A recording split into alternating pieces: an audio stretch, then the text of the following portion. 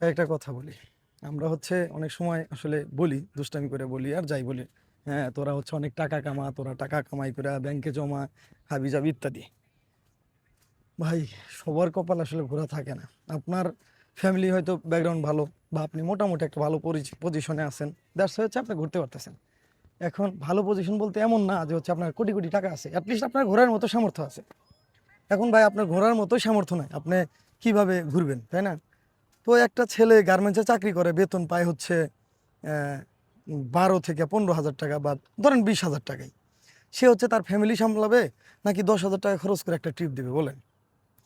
তো শুধু আসলে মুখে বললেই হবে না, এটা বুঝতে হবে মানুষের পরিস্থিতি। যখন সংসারে হচ্ছে হাল ধরতে হয়, সংসারের পরিস্থিতি বুঝে যে হচ্ছে আমি ইনকাম করলে সংসার চলবে, আমি ইনকাম না করলে সংসার চলবে না। সেই ক্ষেত্রে মানুষ বুঝে যে হচ্ছে কিভাবে তাকে ট্যুর না দিয়েও বাসায় বসে থেকে মানুষ ট্যুর দিছে সেইগুলো ভিডিও দেখতে হয়। ঠিক আছে?